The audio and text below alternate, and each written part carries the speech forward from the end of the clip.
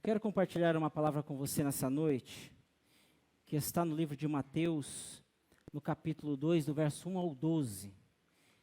Evangelho de Mateus, capítulo 2, do verso 1 ao 12.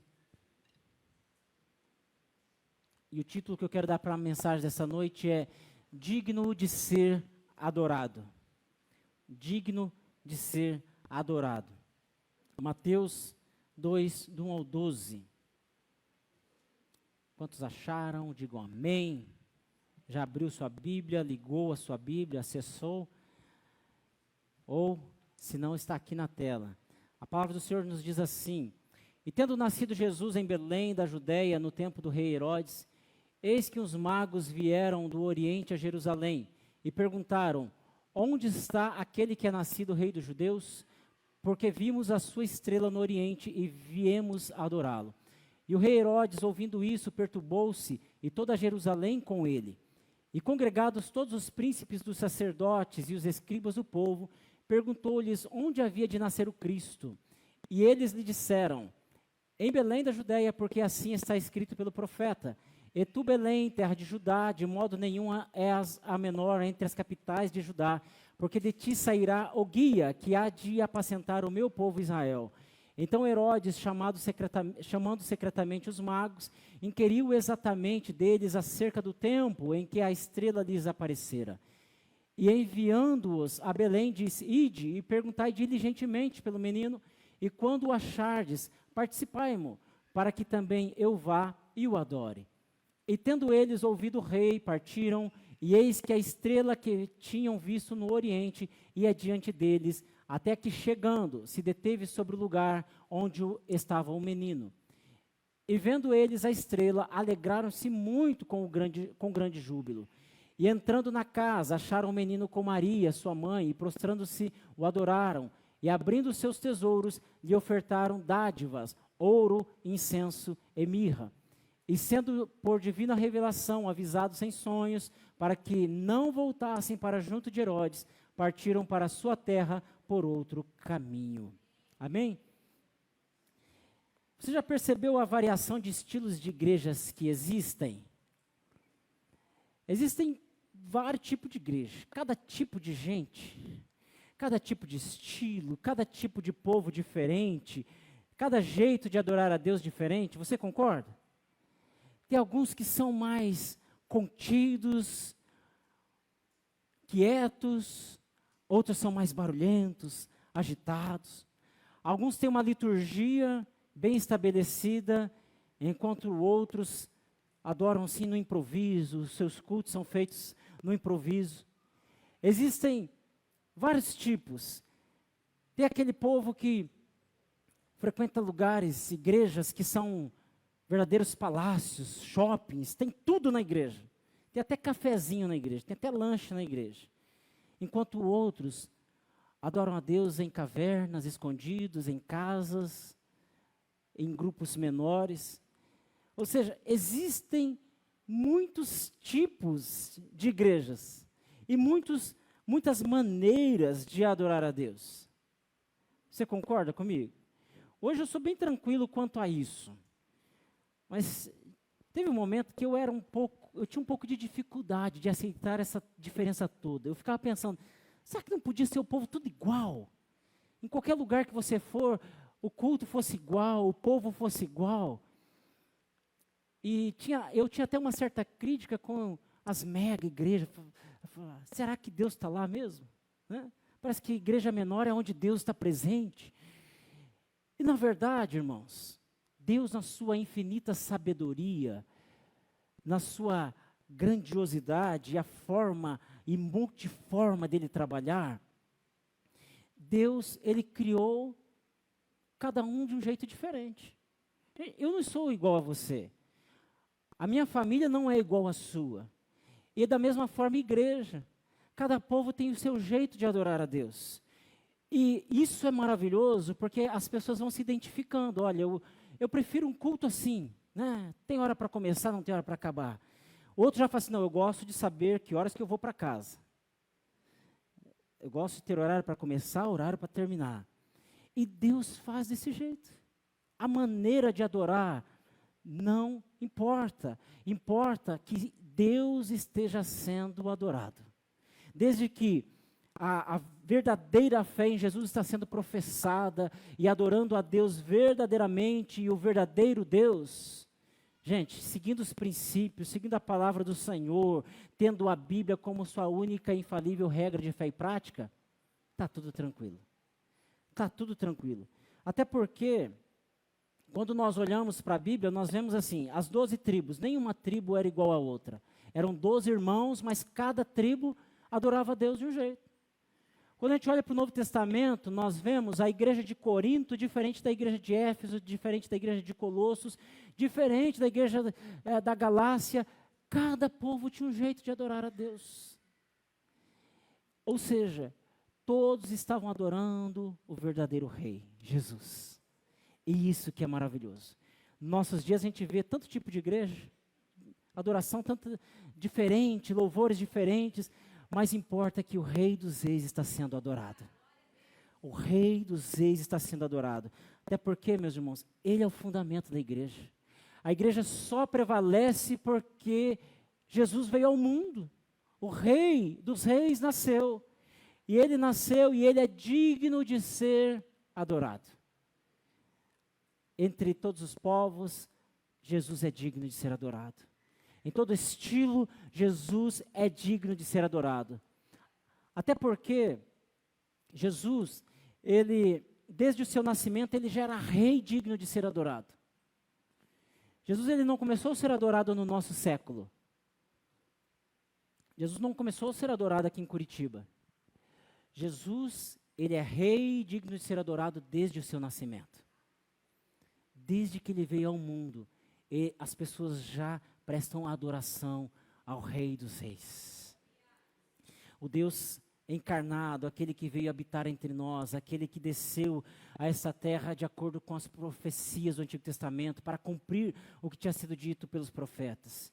O Rei prometido em Isaías 43:13, que diz assim: Eu, o Senhor, o teu Redentor, o Santo de Israel, vosso Rei. Ele é o nosso Rei. Ele é o nosso Senhor. Ele é o Rei dos Reis. Um rei que não se compara aos reis do mundo que já existiram. Você pode pensar no pior ou no melhor rei que já existiu. No mais poderoso, no mais influente, no mais inteligente. Não se compara a Jesus, o nosso rei. Porque o reino de Jesus é eterno. O reino dele é eterno, nunca terá fim. O reino dele prevalece de geração a geração. Às vezes a gente fica apavorado com um mandato de 4 anos. Meu Deus, o que vai ser da nossa vida? Mas o mandato de 4 anos termina, acaba. E o reino dele é eterno. Passa um presidente, ou passa um rei, uma monarquia que vai para outro, mas Jesus continua eterno, permanente, porque o reino dele não se acaba, não é limitado, não é por mandato. O reino dele é eterno. E este rei, Jesus, ele nasceu para anunciar a todos os povos que era chegado o reino de Deus. Quando nós lemos Mateus, nós vemos este rei. Mateus apresenta Jesus como este rei, como este leão que domina, que reina para todo sempre, um reino que é eterno, que é o reino de Deus. Antes do nascimento de Jesus, Jerusalém, e não só Jerusalém, Jerusalém era a capital do império, mas o mundo todo vivia uma expectativa do surgimento de um grande rei. O mundo acreditava e levava em consideração as profecias do Antigo Testamento, dizendo que haveria um novo rei. Eles estavam aguardando na expectativa que surgiria um rei como Davi, um grande rei, que conquistou muitas nações, que reinou e até hoje é conhecido como um grande rei. E quando se fala de Belém, fala-se a cidade do grande rei, a cidade de Davi. Davi é lembrado em toda a história de Israel como um grande rei, prometido por Deus, um homem segundo o coração de Deus. Mas o rei que Israel estava esperando, que seria como Davi, não aconteceu como que eles pensavam. Nasceu Jesus. como eu preguei domingo passado, numa manjedoura, num lugar impróprio, inabitável. E Jesus nasce para romper com tradições, Jesus nasce para romper com conceitos, Jesus nasce para romper com padrões estabelecidos pelos homens. Aquilo que nós muitas vezes criamos e queremos que Deus entre dentro de uma caixinha dizendo, Senhor, o Senhor tem que fazer desse jeito, fora disso, não sei se é o Senhor. Jesus surge na história para romper com tudo que o homem tinha estabelecido como conceito, tradição, como padrão. E Jesus, ele nasceu para estabelecer um novo propósito. Aliás, para resgatar o verdadeiro propósito, que era Deus ser adorado por todas as tribos, raças, línguas, povos e nações. Conforme está em Apocalipse capítulo 5, verso 9 e 10. Jesus surge para que se reúna todos os povos e seja um só povo e que adore o único e verdadeiro Deus. E Jesus é este rei digno de ser adorado. O rei que nasceu na cidade de Belém, a cidade de Davi, que Belém significa a casa do pão, nasceu o pão da vida, aquele que daria vida ao mundo. O rei nasceu em Belém. Jesus nasceu em Belém. Nesse contexto do texto que nós lemos, Jesus, ele já tinha mais ou menos 1 ano de idade. Jesus já não era mais um recém-nascido. Vocês lembram que Jesus, ele nasceu naquela época do censo, o IBGE da época, não tinha lugar, então nasceu num coxo, na estrebaria. Logo os pastores, conforme está em Lucas, foram avisados por um exército celestial e viram Jesus e prestaram adoração a Jesus.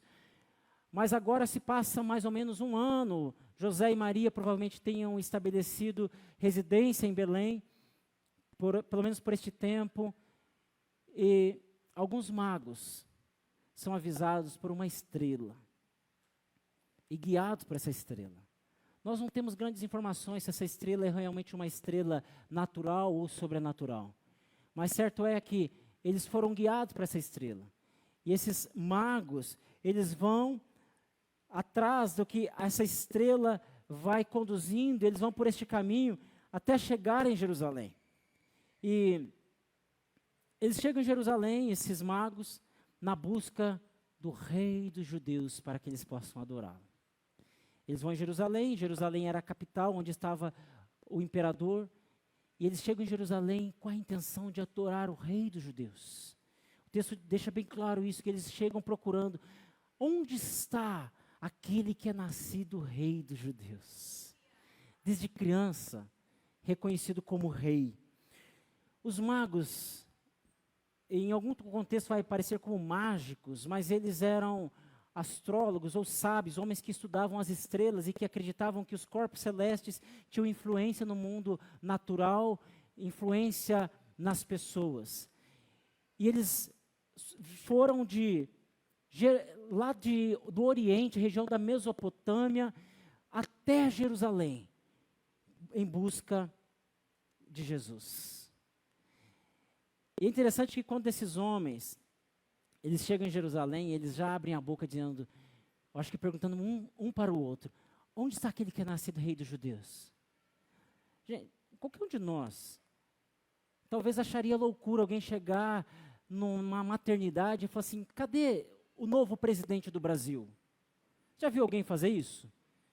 Chegar na maternidade e ir procurando onde está nascido o presidente do Brasil.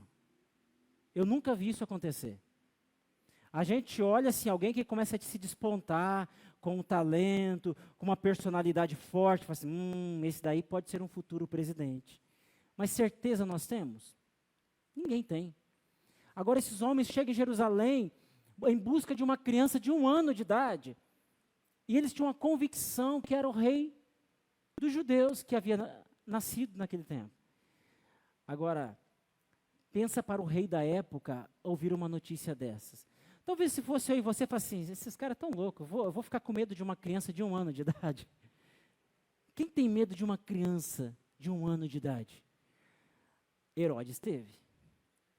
o texto diz que Herodes se perturbou. E toda Jerusalém ficou alarmada. Pensa que Herodes ficou pensando, falou assim, pronto, está aí, ameaça para o meu reino. Até porque Herodes não era um homem bonzinho. Herodes não era um homem bonzinho. Herodes, ele ficou perturbado, porque tudo o que pudesse ser ameaça para o seu reino, ele exterminava. Esse Herodes que vivia nessa época, já tinha mais de 30 anos, que estava no Império Romano, para você ter ideia, ele mandou matar a sua própria esposa, mandou matar a sua mãe, mandou matar o seu filho mais velho, e mandou matar 2 netos, todos que soavam um pouquinho de ameaça para o reino dele, ele exterminava. Não dava para brincar com um homem desse. E o imperador Augusto, certa vez ele disse, de uma maneira triste, dizendo assim, que era mais seguro ser um porco nos chiqueiros de Herodes do que ser filho dele. Tamanha ameaça, ruindade que era este homem, Herodes. Agora imagine o que passou na cabeça desse homem quando ele soube que Jesus, o rei dos judeus, tinha nascido. Esse homem ficou perturbado, ele convoca os fariseus, os escribas e fala assim, me contem o que está escrito na profecia a respeito de Jesus. Ele não sabia que era Jesus, mas a respeito do Messias, do rei dos judeus. E os escribas vão lá, estudiosos, a profecia diz que nasceria em Belém. E pelos cálculos, é nessa época. Aí ele chama os magos e fala assim, olha, vá até Belém, vá adorar ali, depois vocês voltem aqui e me contem. Onde vocês encontraram para que eu também vá e o adore? Mas a intenção dele não era adorar Jesus, a intenção dele era matar Jesus. Então, quando os magos chegam, adoram Jesus e vão retornar, eles são avisados por divina revelação para que eles não voltem pelo mesmo caminho de Jerusalém, mas vão para o outro caminho. Herodes fica furioso quando ele descobre que foi enganado pelos magos. E ele manda matar todas as crianças abaixo de 2 anos de idade. E o que acontece? Deus fala com José em sonhos e José foge para o Egito para livrar a vida do menino. Mas voltando ao contexto dos magos. Os magos, eles foram para Belém a fim de adorar Jesus. E quando eles chegaram lá, eles ofereceram 3 elementos: ouro, incenso e mirra. Ouro era presente para reis. Quando queria presentear um rei, quando queria agradar um rei, se levava ouro. Até hoje, ouro é um dos metais mais preciosos. Nós fazemos questão de carregar ouro na nossa mão, para dizer, eu tenho uma aliança, e essa aliança tem um valor insubestimável. E quando os magos chegam ali, eles oferecem o ouro. O ouro tinha esta função de presentear o rei, reconhecendo que Jesus era rei. Mas também que financiaria a fuga de Jesus para o Egito com seus pais. O ouro ajudaria no sustento, seria uma provisão de Deus também, para que José, Maria e Jesus tivessem o sustento, financiasse a viagem e o tempo que eles estivessem lá no Egito. Também eles presentearam com incenso. Incenso era um presente para sacerdote, reconhecendo que Jesus é o sumo sacerdote. E também presentearam com mirra. Mirra era presente para quem estava à beira da morte, simbolizando que Jesus, ele morreria, seria o nosso Redentor, morreria pelos nossos pecados. Quando os magos levam esses presentes para Jesus, esses presentes desses sábios orientais, eles anteciparam que seria o rei autêntico. Eles anteciparam que seria o perfeito sumo sacerdote. E também o supremo salvador, redentor da humanidade.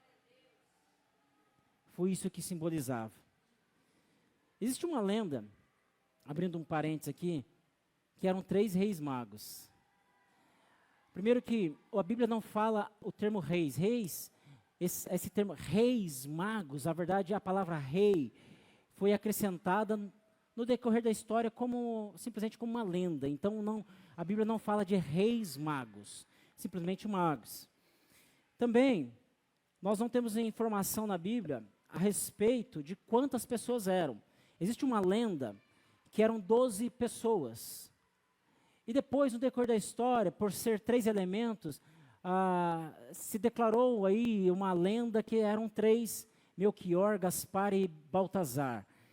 A verdade é que a Bíblia não fala a quantidade de pessoas que eram esses reis. Nós não temos descrito na Bíblia quantos reis, ou aliás, quantos magos, quantos sábios eram que iriam oferecer a oferta ao Senhor.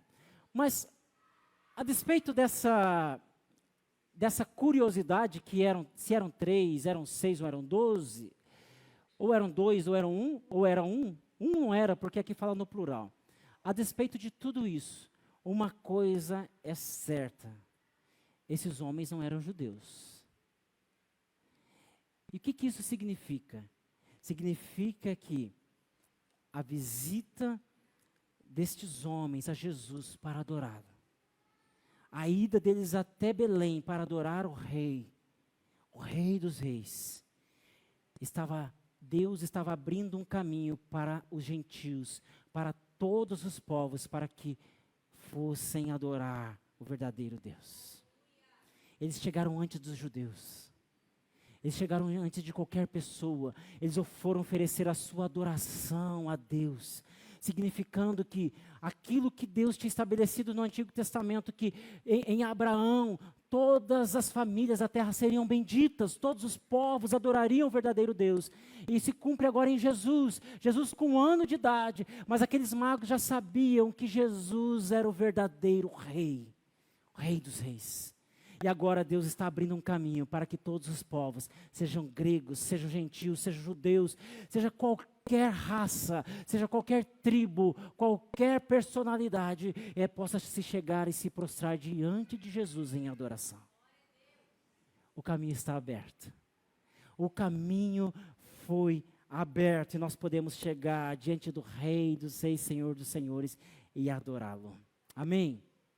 Graças a Deus. Diante desse texto, eu quero trazer 4 lições, ensinamentos para nós, como aplicação para essa noite. Diferente de algumas vezes que eu falo 1, ou 3, ou 2, hoje vão ser 4. Primeiro, de acordo com esse texto, primeira lição, nós precisamos estar sensível ao sinal de Deus. Estar sensível ao sinal de Deus, ou aos sinais de Deus. Precisamos estar sensíveis aos sinais de Deus. Hoje nós não precisamos de uma estrela para nos guiar. Ficar olhando para o céu e falar assim, passou uma estrela para lá, então acho que eu preciso me mudar de cidade para aquele lado porque é um sinal de Deus. Porque nós temos a resplandecente estrela da manhã que é Jesus. Conforme está em Apocalipse 22:16.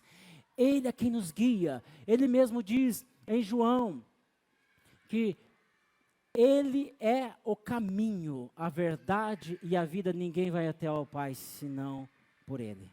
Ou seja, Jesus é o nosso caminho. Mas muitas vezes parece que todas as demandas da nossa vida, parece que as aflições do nosso tempo, parece que as lutas que nós enfrentamos, muitas vezes nós perdemos a sensibilidade dos sinais. Deus está falando, a gente não ouve.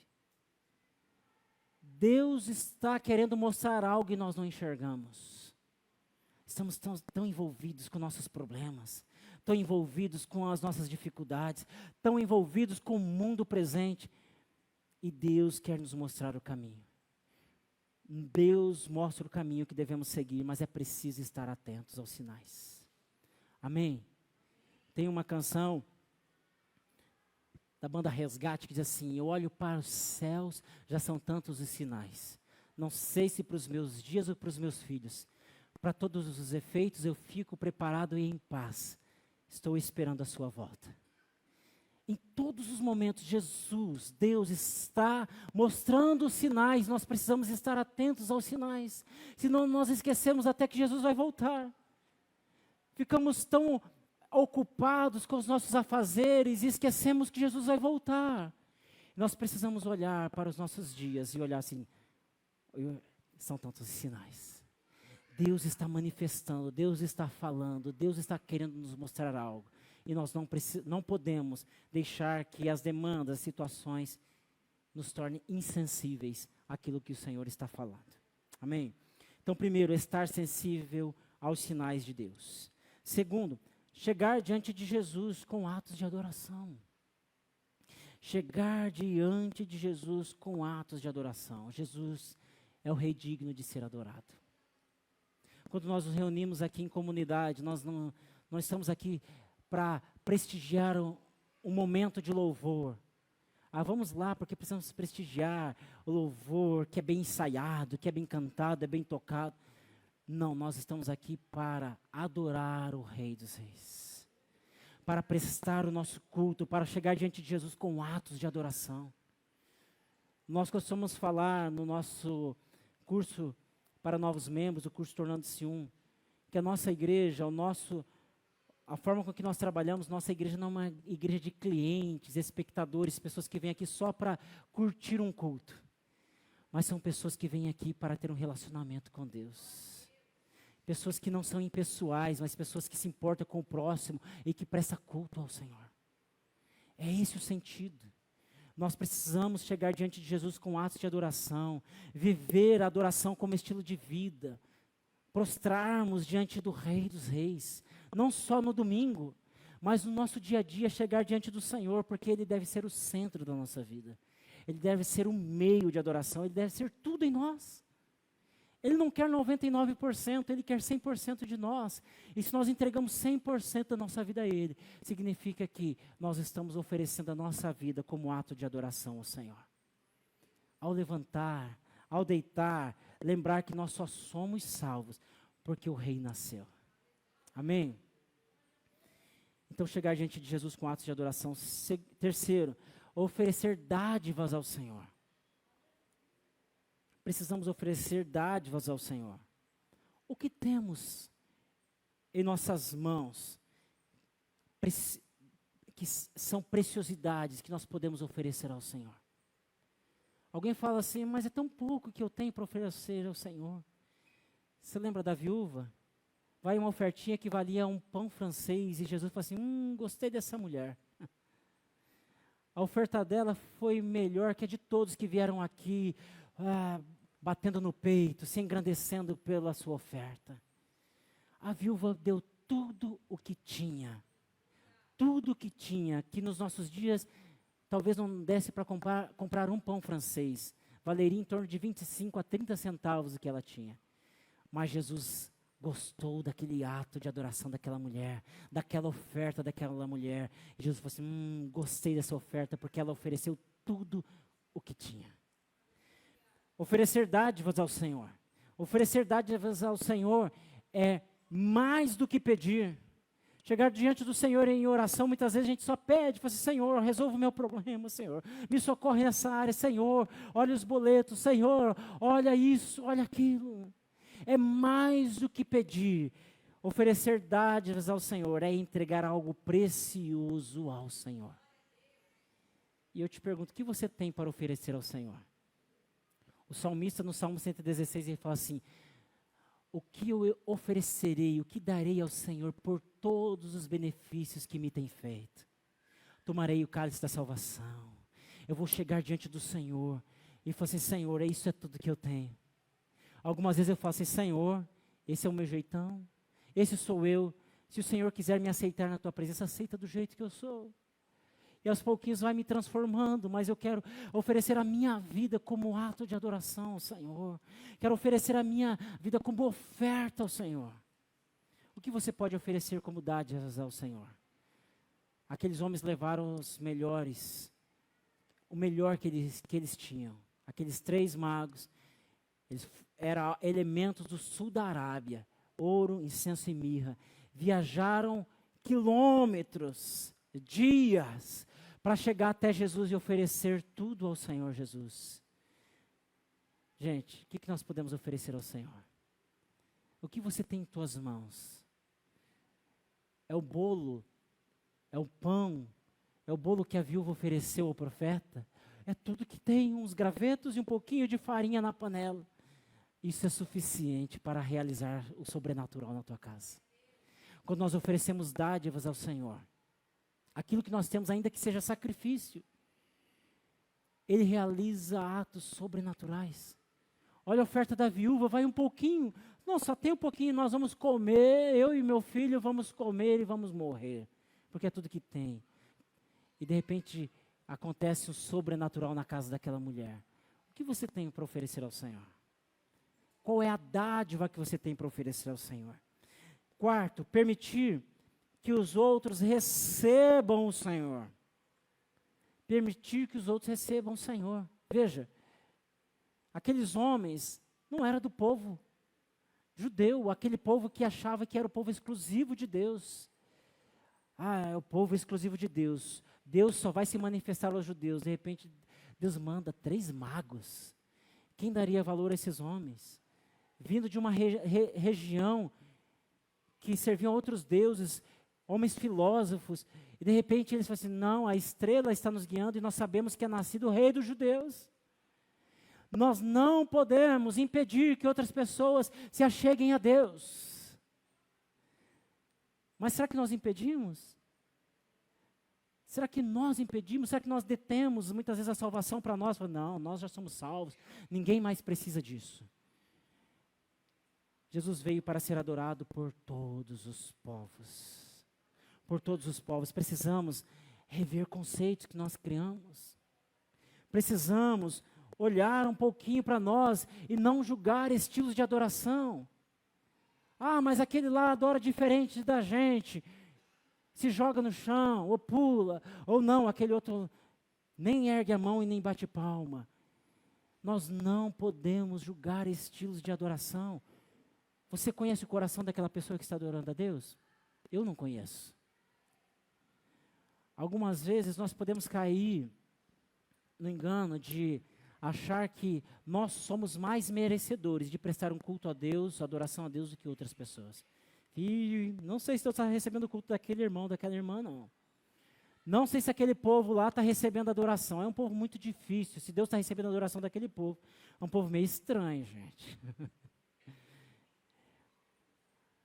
Sabe que, às vezes nós julgamos, olha, aquela pessoa acho que tem pouca chance de Deus receber a adoração dela. Aquela pessoa tem pouca chance de ser salva por Jesus. E de repente, Jesus vem.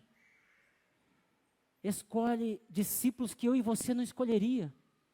Escolhe um Paulo, homem assassino, homem perseguidor de crente, de repente se torna um crente, um pregador. Você convidaria ele para pregar? Para almoçar na tua casa? Será que nós convidaríamos para pregar na nossa igreja? Fala assim, tem um pregador aí na cidade, chamado Paulo. Quem é Paulo? Esse aí eu acho que não. Hein? O currículo dele eu acho que não é muito bom. Às vezes nós caímos no risco de deter a adoração exclusiva para nós. E Deus está falando assim, eu tenho um povo que vocês ainda não conhecem. Acho maravilhoso quando Jesus ali em João, ele vai orando e vai falando para os discípulos também. E dizendo assim que nós, povos, gentios, estranhos ainda, que ele agregaria a um só povo. E Apocalipse vai dizer que ele, pelo seu precioso sangue, ele comprou para ele povos, homens de toda tribo, raça, língua e nação. Ele nos comprou. Ele nos comprou. O rei nasceu e ele é digno de receber toda a adoração de todos os povos. Nós adoramos a Deus, diferente de irmãos que adoram ao Senhor aqui no mesmo bairro. Quem dirá de pessoas que estão lá na Ásia, Oriente Médio, Estados Unidos, na Europa. Cada pessoa adora diferente. Esses dias eu tive o privilégio de almoçar com algumas pessoas, e dentre elas estava o doutor Elias Dantas, que viaja o mundo todo. E ele contando para nós ali na mesa, dizendo assim, que ele foi num país perseguido.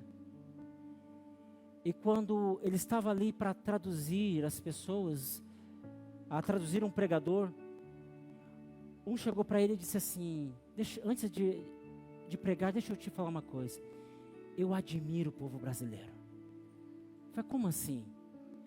O povo brasileiro adora o Senhor com fôlego, com força, com alegria.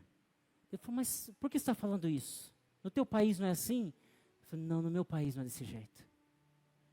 No meu país, a gente se reúne numa caverna, escondida, e a gente marca um horário. Primeiro chega um, passa uns minutos, chega um outro, chega outro, e vai chegando um após o outro, mas com espaço de tempo, para que as pessoas não percebam que a gente está se reunindo. E o nosso louvor é assim, ele contando, a gente canta no ouvido um do outro, para ninguém ouvir que a gente está cantando, porque se ouvirem, eles vão nos matar. E eu pergunto, o que nós estamos oferecendo a Deus quando nós nos reunimos? Gente, que privilégio nós temos. E ele contava também que a Bíblia é a mesma coisa, as pessoas memorizam trechos da Bíblia, porque não podem carregar a Bíblia, porque se carregarem a Bíblia, alguém mata. E nós temos diversidade de Bíblia, de toda cor, de toda versão, para todas as idades. Mas eles têm que memorizar um versículo e um conta para o outro que ele memorizou aquela semana. Nós somos privilegiados. Nós podemos adorar o Rei dos Reis com o nosso fôlego, com a nossa vida, com a nossa alma, com o nosso coração. E ninguém vai bater na nossa porta dizendo, parem com isso que eu vou prender vocês, eu vou matar vocês. Que liberdade nós temos. O Rei dos Reis está presente aqui para adorarmos. Todos os dias Ele está presente na nossa vida. E todos os momentos que nós nos reunimos, Ele está presente aqui para receber a nossa adoração. Precisamos parar com picuinhas, parar com fofoca, parar de ficar se importando com aquela pessoa, o jeito dele, ou se importar porque o púlpito é dessa altura, porque não é mais baixo, não é mais alto, não é de outra cor. Porque não pinta essa parede, porque nós precisamos parar de se importar com coisas tão insignificantes. E olharmos para o Rei dos Reis e dizer, Senhor, obrigado porque eu tenho liberdade de te adorar. Senhor, obrigado porque eu posso te entronizar na minha vida todos os dias.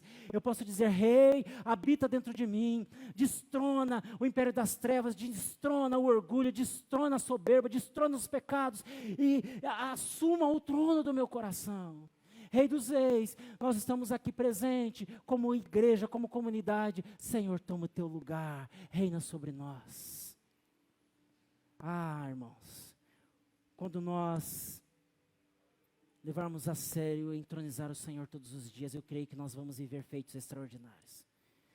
O Rei dos Reis vai impactar vidas. O mundo da época foi impactado. Gente, perturbar o imperador romano, perturbar toda uma cidade, perturbar muitas pessoas, por conta de um menino de 1 ano, mas que ele já era rei, digno de ser adorado. E Ele está presente entre nós, nós podemos adorar este Rei, que vive e reina para todo sempre. Quero convidar você a colocar-se em pé. Convido você a colocar-se em pé. Nos vemos dia 31 aqui de novo. Um culto maravilhoso de passagem de ano. Vai ser precioso estarmos juntos. Obrigado a todos os visitantes. Você que nos visita pela primeira vez, passa ali na recepção da igreja para retirar a sua lembrancinha. E se puder deixar o seu nome também em contato. Pai, te agradecemos por essa noite tão preciosa. Obrigado por tudo que aconteceu aqui, pela festa que aconteceu nos céus, por tudo que foi marcado, Deus, nas nossas vidas, famílias e também no mundo espiritual. Obrigado, porque o Senhor é maravilhoso, Pai. Nós te agradecemos por tudo que o Senhor tem feito. Continue fazendo no meio da tua igreja, no meio do teu povo, nas casas, nas famílias, Senhor. Em nome do Senhor Jesus, nós te louvamos. Dê uma semana abençoada para cada um final de ano abençoado, aqueles que vão viajar, Pai, leve em segurança, dê toda a proteção, livra de acidentes, ó Deus. Aqueles que vão ficar aqui, Senhor amado, na cidade, que o Senhor também guarde e livre os seus filhos de todo mal. Em nome do Senhor Jesus, dê um final de ano alegre e com a tua presença, Senhor. Também peço que o Senhor leve a cada um em paz, em segurança, guardados pelo Senhor. E tenha uma noite abençoada com sono reparador. É o que eu te peço e te agradeço em nome do Senhor Jesus. Meus amados e queridos irmãos e irmãs, que o grande amor do Eterno Pai, que a graça e a paz do nosso Senhor e Salvador Jesus Cristo, que as consolações e a comunhão do Espírito Santo de Deus estejam presentes na vida de cada um de vocês, e todos dizem amém. Deus abençoe a todos em nome do Senhor Jesus.